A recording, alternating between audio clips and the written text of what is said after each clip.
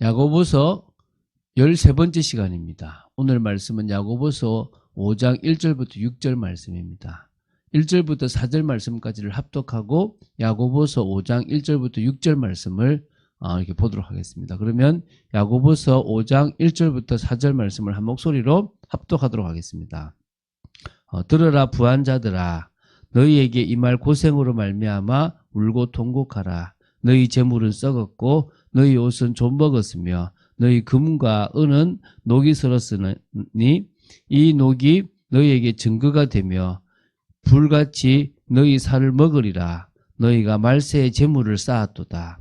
보라, 너희 밭에서 추수한 품꾼에게 주지 아니한 싹시 소리 지르며 그 추수한 자의 우는 소리가 만군의 주의 귀에 들렸느니라. 자, 오늘은 야고보서 5장 1절부터 6절 말씀을 봅니다. 세속주의의 화신이라고 할 수 있는 어떤 재물, 특히 그 불의한 부자들에게 하나님의 심판이 있을 것이라는 사실을 강력하게 경고하는 부분입니다. 어떤 의미에서 도구로 주신 건데 이게 신이 돼버리는 거예요. 그러니까 다시 말하면 내가 활용하라고 주신 건데 이걸 너무 높이다 보니까 하나님의 자리에 둬버리고 이것만 있으면 다 된다가 돼버린 거예요.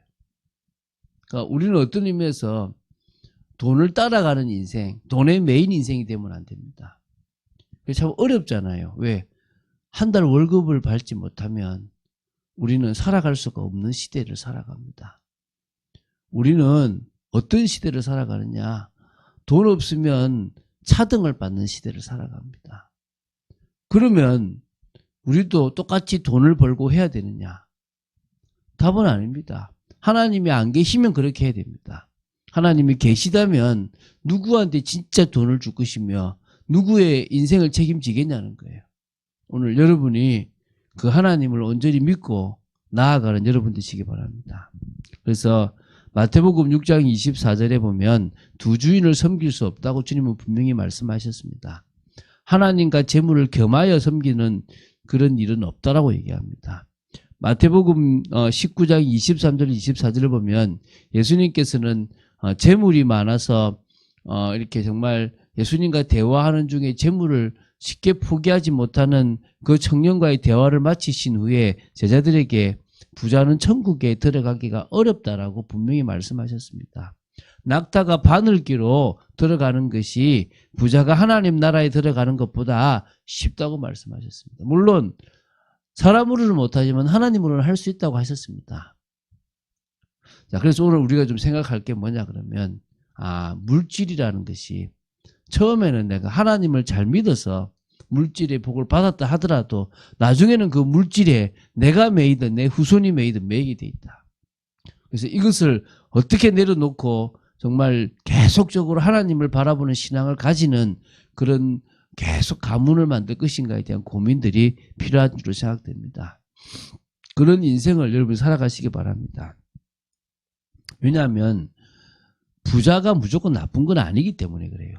다시 말하면 돈에 매이는 것은 분명히 나쁜 거지만 구약 성경을 보면 또 신약에도 보면 또 더 나아가서 교회사를 보면 정말 하나님을 잘 믿은 사람에게 물질적인 부가 와요. 그럼 그거는 잘못된 게 아니잖아요. 근데 그 부를 얻고 나서 진짜 부자가 됐을 때 이제 교만함이 생긴다든지 그 물질을 가지고 타락을 한다든지 아니면은 그 다음 세대가 망한다든지 이런 일들을 우리가 막을 수 있어야 된다고 생각하는 겁니다. 그래서 재물을 모아서 삶의 부자가 되고 세상의 방식으로 살아가겠다는 것이 삶의 목적이라면 또 그것을 위해서 인생을 바친다면 그건 불의한 부자고요. 또 그 물질을 모으기 위한 온갖 노력을 다한다 그러면 더더욱 불의한 부자가 되겠죠.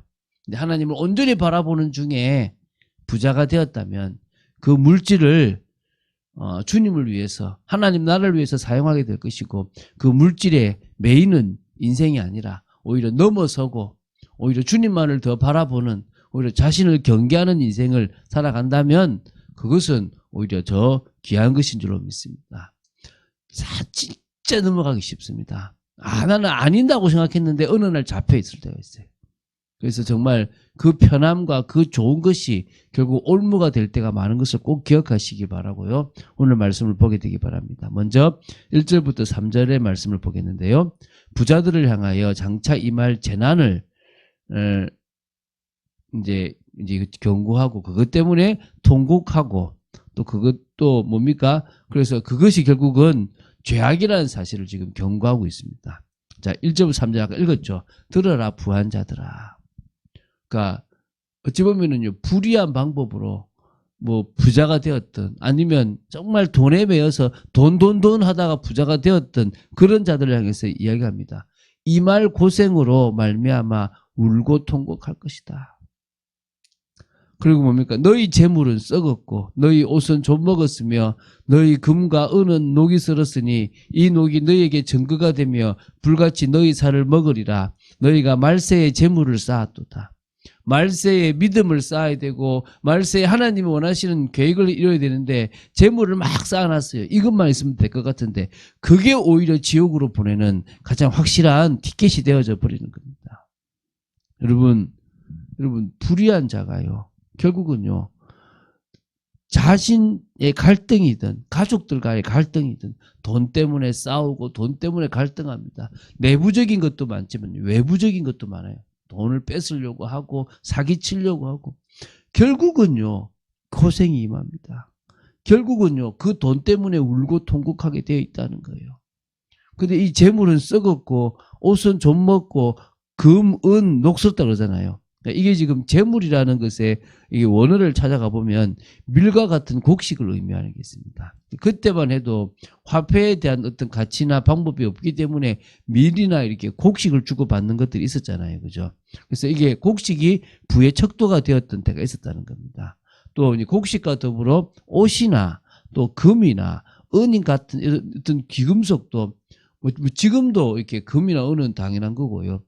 옷도 뭐 팔 수 있을 거 아닙니까? 그죠? 그처럼 그 당시 근동 지방에서는 화폐와 같이 교환하는 수단으로 사용됐다는 거예요. 그래서 담보나 투자 등 중요한 어떤 경제 활동의 수단으로도 사용됐어요.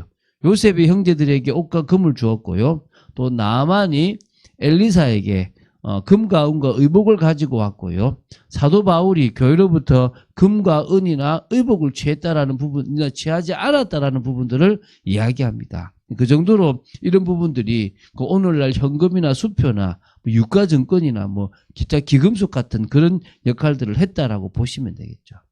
그래서 하나님보다 돈을 사랑하여 돈을 벌기 위해 집착한 사람이 벌었던 재물은 결국은 썩었다고 얘기하는 겁니다. 그리고 뭡니까? 옷은 좀 먹었다 그러고요. 금과 은은 녹슬었다 그래요. 재물을 썩을 만큼 놔두겠습니까? 그런데 옷을 좀 먹을 만큼 놔두겠습니까? 금과 은이 녹습니까? 아니잖아요. 그건 뭡니까? 결국 그것이 뭐죠? 저주가 되고 그것이 고통이 되고 그 증거로 말미암아 살을 불같이 살을 다 먹게 되는 그런 일들이 벌어진다는 것입니다. 결국 망해서 지옥 간다는 것을 이야기하는 거죠. 4절부터 6절입니다. 부자들의 이 부정한 축제 및 사치와 쾌락의 삶을 정죄하고 있고요. 그들에게 그에 상응하는 형벌이 임할 것이라는 것을 경고하고 있습니다. 보라, 너희 밭에서 추수한 품꾼에게 주지 아니한 싹시 소리 지르며 그 추수한 자의 우는 소리가 만군의 주의 귀에 들렸느니라. 너희가 땅에서 사치하고 방종하여 살육의 날에 너희 마음을 살찌게 하였도다. 너희는 의인을 정죄하고 죽였으나 그는 너희에게 대항하지 아니하였느니라. 여러분, 재물을 진짜 모으려면요 아주 독하게 해야 돼요. 품삯도 다 제대로 주지 않고 일을 시켜야 되고요. 또 뭡니까?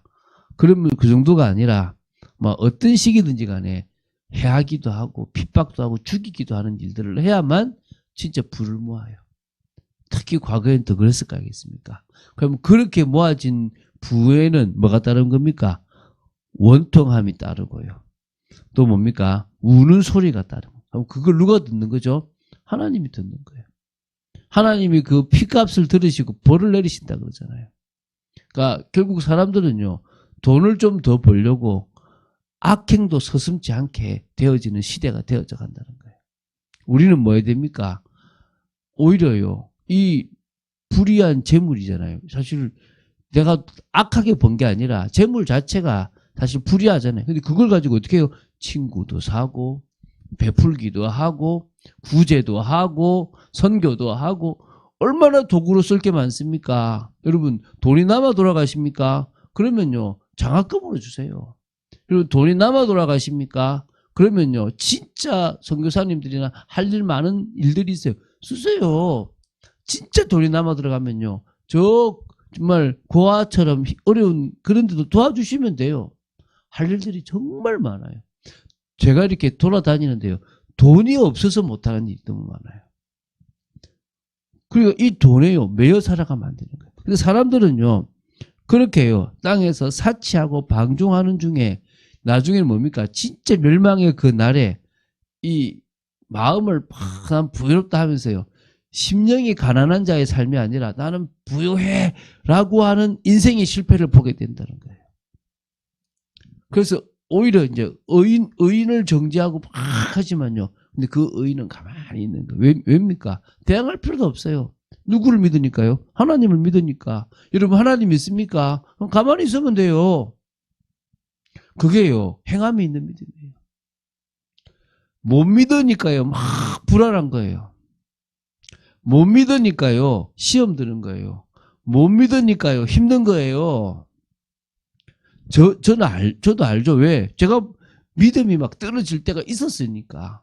근데 결국은요, 그분을 믿지 않고서는 답이 없어요. 다른 방법으로는 해결할 수 있는 길이 없더라는 겁니다.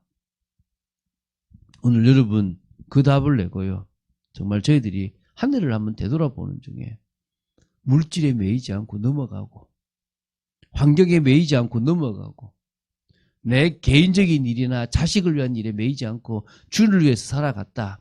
여러분은 복된 사람들입니다. 그래서 우리는요, 정말 하나님의 말씀에 순종하는, 그래서 정말 믿음이 있다라는 사실을 보이는 그런 복된 사람이 되어지기를 주 예수 그리스도 이름으로 축원드립니다. 주는 그리스도시요 살아계신 하나님의 아들이심을 고백합니다. 오늘도 저희들이 믿음이 있어서 물질에도 매이지 않고 세상적인 것에도 매이지 않는 복된 사람이 되어지기를 간절히 소원합니다. 정말 저희들이 가장 차분하게 주님을 바라볼 수 있는 축복된 저희들이 되도록 지켜 주시옵소서. 감사드립니다. 주 예수 그리스도 이름으로 기도드립니다. 아멘.